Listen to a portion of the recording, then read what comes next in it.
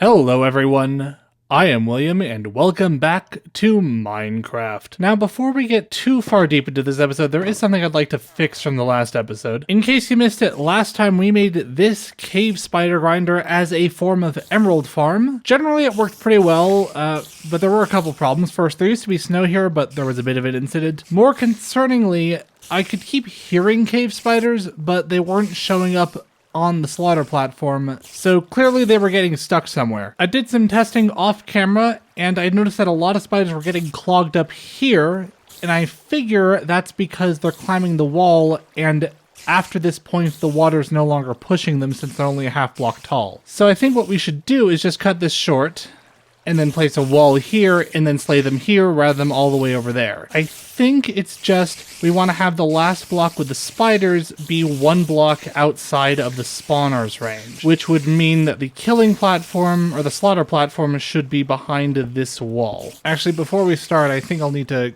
take care of the spiders that have already spawned, so let me just place down a wall here. This has got to be quick. It was not quick enough! Run! There's a small army of spiders chasing me. Oh, frick. My something broke. Run away! Oh, there's so many spiders over here. You guys aren't aggro to me, right? No? That's good. Let's block you in. I think what I'll want to do is I think I'll want to head on top of this and light up the spawner a little bit. Mistakes were made in getting to this point. Frick! Ah, dang it. I think I've recovered everything, so that's good. Was a bit of an expedition since a good chunk of it fell down here. The silver lining here is that all the cave spiders do seem to have despawned, I think because I spawned so far up, and that should make this next bit significantly easier. Alright, the wall is in place. Hello, cave spider. Can you hit me? Nope, doesn't look like it. And I can get your loot. That is good. You know, I forgot that walls could do this. This actually seems to be a much better solution to the snow. Or than the snow, I mean. Now we're spidering. Now that we have a semi-consistent way to get emeralds, our main goal for today is to start work on our trading hall. Now, my initial plan for the trading hall was to build a giant library like this, but I think instead I'll want to go for more of an Old West downtown or a European inner city sort of thing, where it's a continuous line of multi-story buildings with a shop themed around some group of enchantments at the bottom floor. So this is my general idea for the design of all the shops.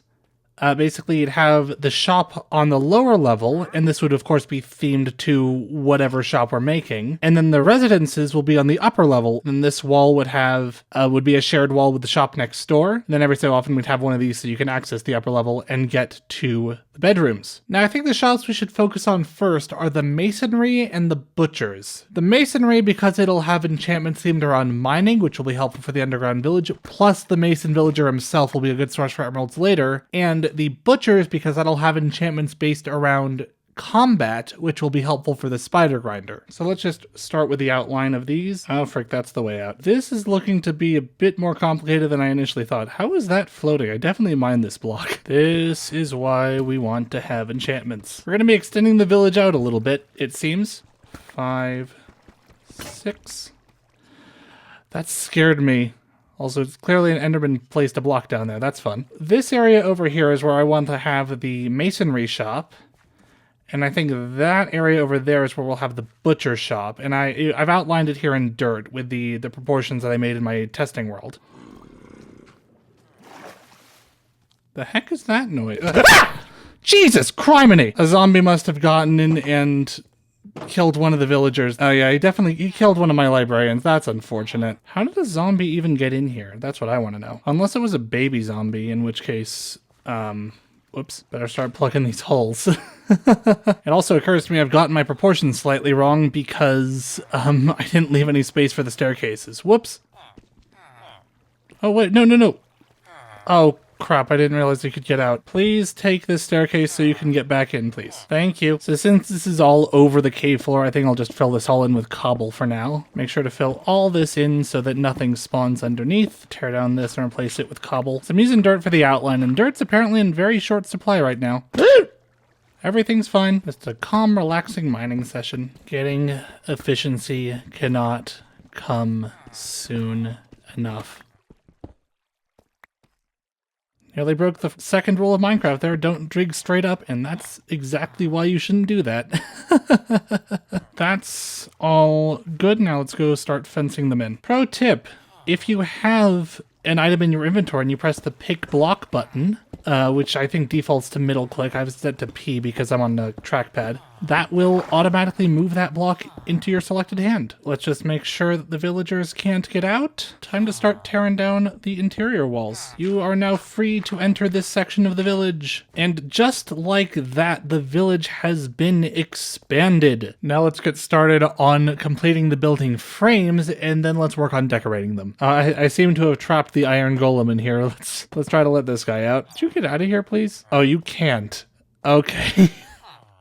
All right, one more so the big guy can get out. Oh, we are running into the ceiling a bit here. That's fun.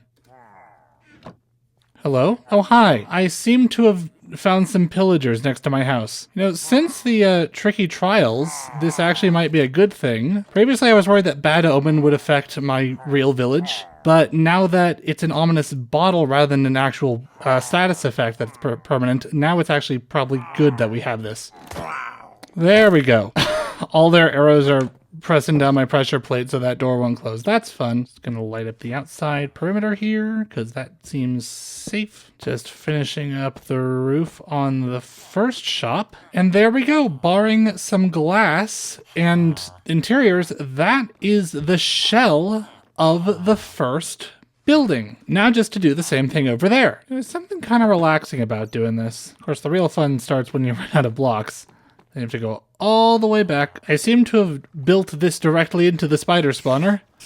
Don't know if that's a good thing or a bad thing, to be honest. It's definitely going to make this side of the village really noisy. And just like that, we have 2 building frames. Now all we have to do is decorate them. So for the stonemason, I'm thinking that first of all, this floor should be just some sort of stone. For the color I'm looking for, I think that'll either be stone or andesite. Maybe a gradient of both of those, to be honest. But let's start with andesite, because that is what I have the most of in my survival world. It's a bit busy, so maybe stone instead. That's a bit bland. Yeah, I think a gradient of both those. Yeah, I think that looks good. I think that's sort of the floor I'm looking for. And then I'm thinking we'll have a counter, and then a stone cutter in the back. Honestly, a little smaller than I really want it to, so let's expand this out a little more. That looks good to me. And then this is where the villagers who have the enchantments we want will work. I think that looks quite good. Why is there a llama up there? How did you even get up there? So let's start grabbing ourselves some andesite. That's probably enough. Oh, that's just the end of the universe over there. I forgot I didn't put any floor under this floor. With that small hiccup out of the way, let's start flooring. Just gonna start by placing andesite a bit randomly around. Then I'll fill in the rest with smooth stone.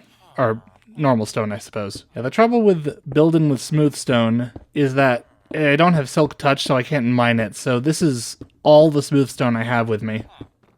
Oh, just enough. Let's go. Place the stone cutter right here in the middle. Need one there and one there. And there's the counter. Just go set up some lecterns along here. I'm going to put one on each side, and then we'll fill in the rest later. And also, since it's a stonemasonry, I think I'll want to have some examples of the stones they can cut dotted around the place. So let me go make me some walls. I think that looks like a nice sampler. I may want to change around where the colors go, but I think that's a nice sampler. Just have a lantern there and there. Lanterns on the counters. Lantern there. And a lantern there. I think this looks like a really nice stonemason shop. Now for the butcher shop, I think the floor should just be something that looks like it would be easily cleanable. How does diorite look? That looks disgusting. Let's not use that. Now, quartz is sort of what I'm looking for. Maybe not quite as tiled, but also you have to go to the nether for that, so maybe not that. Maybe a terracotta of some kind? Oh, that's the color I'm looking for. Yeah, I think we'll just want to have like a straight shot of white terracotta, because it's that sort of off-white and it is a bit textured, so I think that is exactly what we want for a butcher block. I like this polished diorite as a countertop. I think this works really well. So I think this is a good basic design for the butcher shop, same as the stone cutters, just a little bit of a different texturing. How do I get terracotta? Oh, right, it's smelted clay blocks. No, big guy, why are you summoning in the wall? Quick, save! You have been saved. I'm gonna go hunt down some clay. Who am I? Sploosh. Hi, Nautilus. Forgot they added you. Ah, there's some clay. So we're looking for 78 pieces of terracotta total. 28, 29, 30, 41, 42, 43, 68, 69, 70, 77, 78. And I'm gonna go ahead and replant some of this kelp so that it's not completely barren. Oh, is it becoming night? Oh no. My main threat out here is drowned. So as long as we don't come across any of them, we should be fine. Ah, dang it. Made it back to my base.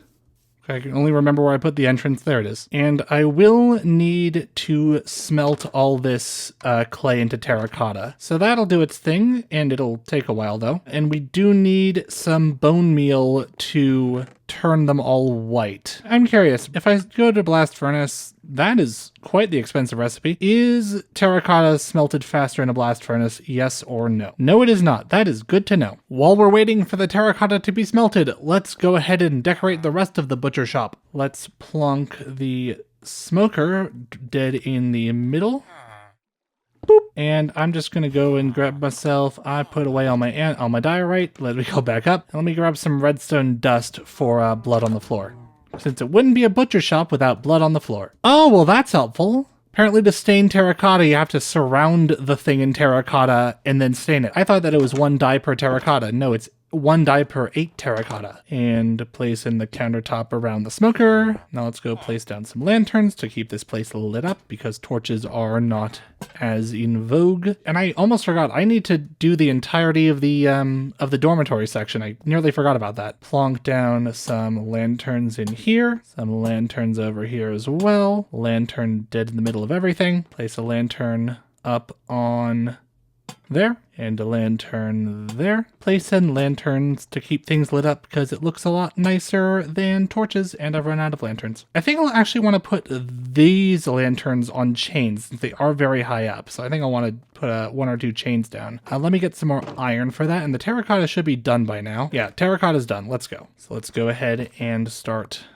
digging out the floor here. Oh, again, I seem to have neglected to put the floor beneath this floor. Floor has been dug out. Let us go place down some terracotta. Doot, doot, doot. And let us go start decorating by putting blood everywhere. I think that looks really good. Put a chain here for hanging meats. So if I put a chain there, I think 1 more chain is needed for that. I think that looks really good. And then do the same thing over here with that lantern, and boop. That looks really nice. Let's see how it looks from the outside.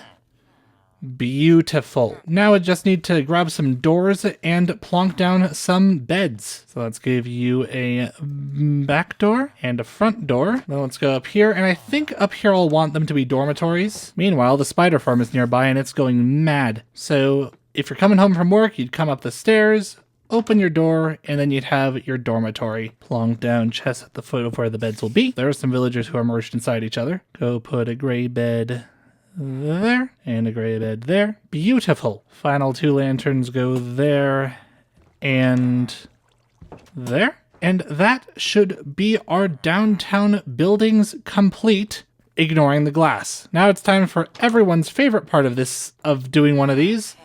Repeatedly breaking lecterns until we get the villager trades we want. There's one thing I'd like to check before going full trading hall mode. This sword has sharpness 3. If we slap a sharpness 5 book on it, will that overwrite the lower level enchantment? Okay, that is good to know. The higher level book will overwrite the lower level enchantment. That is good to know, which means that we have no incentive to settle for lower level villagers. And that means that I think the first enchantment we should look for is looting, since that'll make our spider grinder much more efficient. Next couple hours are just going to be spent grinding away at spiders. After much lecterning and spider grinding, I finally got someone with looting. And it occurs to me that I don't have a book on me. Dagnabbit. Okay, don't go away. Don't go anywhere. You have looting for a book and 17 emeralds. I'll take that. Thank you very much. And now, this guy is looting forever. Let me go make a diamond sword and enchant it with this. Oh, there seem to be some pillagers outside. Hello. Slap some looting 3 on that. And slap some mending on it. And let's name it Mr. Stabby. Let's go try it out. Ow. They're shooting themselves. This is what we like to see. Hi. I have my shield up. Why isn't this working? What the frick? I had my shield up. Why wasn't that working? Oh, now they're all in my house. Get the frick out of my house. Running away. Frick! Successfully lured them out. Now running back in for all my stuff. Oh, he has the enchantment. That explains it. He has an enchanted crossbow, so that's how he could pierce my shield. That explains a lot. Right, with that rude interruption out of the way, back to spider farming. Oh, I've been working on the spider grinder all the livelong day. I've been grinding up some spiders just to pass the time away. Where'd he go? I'm sorry, cows, but I need you for leather. After much spider grinding and lecterning, we have someone who will sell us Silk Touch, someone who will sell us Efficiency 5, someone who will sell us Sharpness 5, and someone who will sell us Unbreaking 3, plus the guy who sells us Looting and the guy who sells us Mending who we got earlier. With the Masonry and the Butcher Shop well underway, I think this is a good time to leave it. Next time, we'll go on the hunt for some glass, both to finish up the buildings, as well as to put tinted glass on the spider grinder. Until then, this has been Minecraft. I'd like to thank you very much for watching, and I hope to see you again real soon.